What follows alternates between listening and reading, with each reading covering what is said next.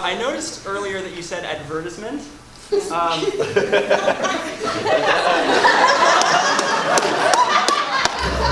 question I have for you is something people may not know. Are you a U.S. citizen currently? I am not. And never have been, as far as you know. Not to my knowledge. And you're in the National Academy of Sciences in America. You're on the board of Google. These are like top shelf American. Is immigration going to storm in here? We got the visas before we had her on. Okay. But so every time we bring a professor out, we like to play a little game with them, and we're not sure if you're interested yet, but in case you ever are, we thought we could take like a practice U.S. citizenship test. Just to get you ready in case you ever. In case? Just in case. In case. Well, the last time I tried to become an American citizen, it was a disaster. I actually tried. Why? Well, I'll tell you the quick story. The quick story is I marched down to the U.S. Immigration Office in Philadelphia. And it's this, I don't know how many of you have ever been in such a room, but it's a cavernous government bureaucratic room. And full of folding chairs. And so I marched up to the very front, the only place in the room that was different than the rest of the room. And there was a tiny little window and a woman sitting behind it. And I said, may I have an application for American citizenship? And she said, take a number.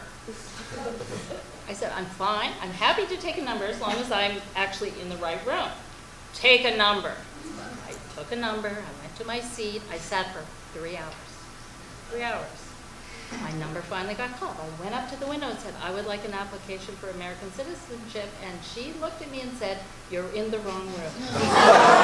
That's a true story. That is a true story. God bless America. And that kind of dampened my enthusiasm for a few years. Well, this is going to be a lot less painful, we thought. You're in the right room. Okay. We've had posters made up. You're definitely in the right room. Okay. So, section 1, Yes. hopefully won't be too hard. It's a little thing called You have a map? a map. No, we don't. Section 1 Never heard of them. I thought I could really beat the map. Section 1, I think you'll be good on. It's called English Proficiency. Yes. So we're just going to show a series of normal English words, and we're going to ask that you use them in some kind of a normal English sentence, just as best as you can do. Okay. American, in particular? Yeah, kind of an American English sentence. You know the kind. You know the kind of. So our first one is healthcare. I believe the healthcare system in Canada is better than the healthcare.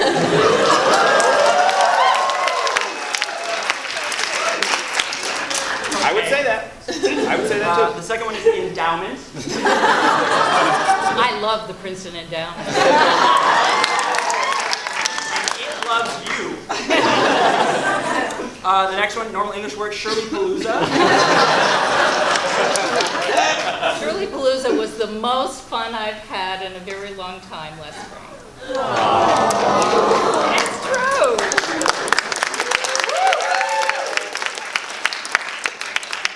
Here's our final one. I'd like you to actually pronounce it first and then go ahead and use it in a sentence. It's this. Oh, P57 Kip 2. So P57 Kip 2 is a gene.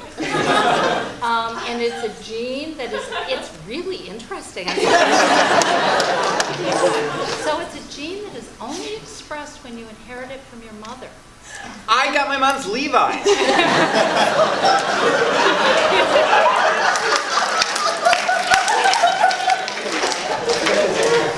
Jake, I think that's a non sequitur. Carry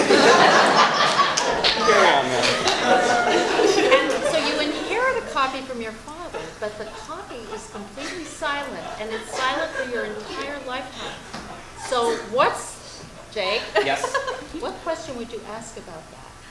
Knowing that here's a gene that is only expressed when you inherit it from your mother. When's Daddy coming home, Mom?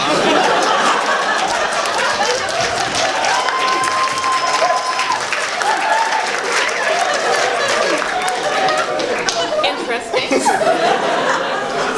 I tried. Beautiful, but interesting. Yeah.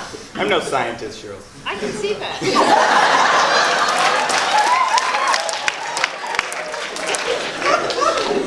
apart from the last one, which was, I believe, a run-on sentence, you did very well. Proceed to the next part, which is throw a football. So we're going to ask you to take this football and just pass it to Jake.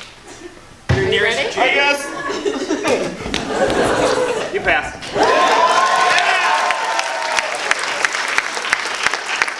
All right, next we're going to check in on your assimilation to American culture, American life. So we're going to show a couple of just kind of normal American versus Canadian things. We're going to have you identify which one is the American version. So to get you, here's a bridal couple. One of them's American, one of them's Canadian.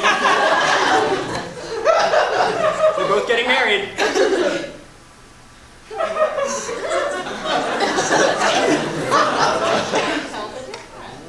I know.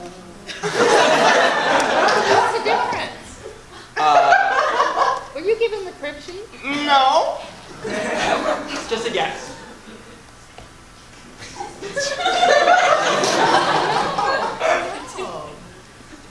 Good Canadian couple, one of them. Where do they dress more casually? Right. A little more casual. Does that scream Quebec? Actually, it was Alberta. She's absolutely correct. I have no idea what that is All right, a little easier perhaps. Here Okay, is a yeah. cup of coffee.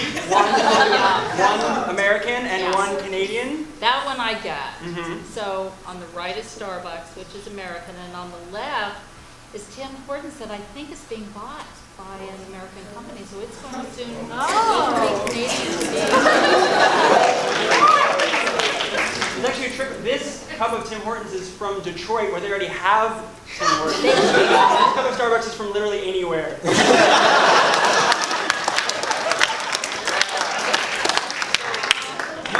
No points exchanged on that. That was a cruel trick. And so finally, sorry. Globalization. Here it is. Money words. So next, the final assimilation test. I'm going to hold up a word that is the first word of one of two national anthems, either the American or the Canadian. We're going to have you identify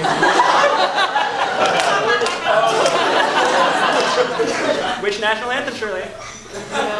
I think it is both. Can't have you pick both. You need a hint.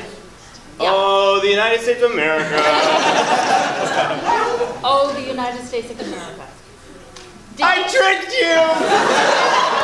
We'll give you the You point. knew it. I knew I should. You knew It turned out it was both. I was lying that we couldn't accept that answer. Run the bit out a little longer. So finally,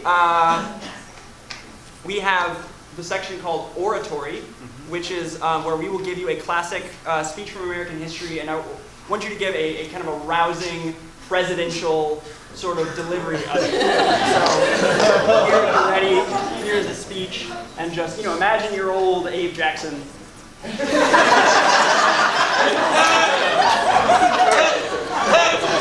Okay. My fellow Americans. Already there's a problem.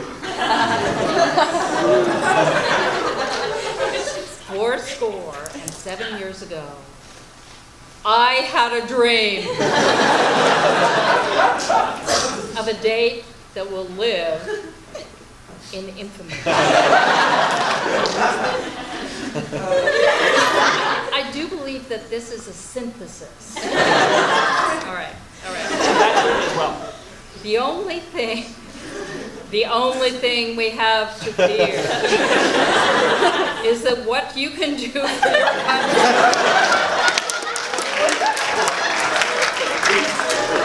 It gets better. We hold these truths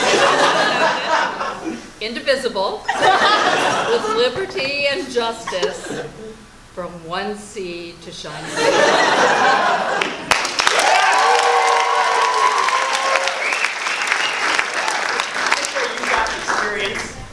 Being an American. You're an American in my heart. Oh, thank you. And we'd like to Thank give you you. our all-nighter honorary American citizenship. And also give you a big thank you so much for being on.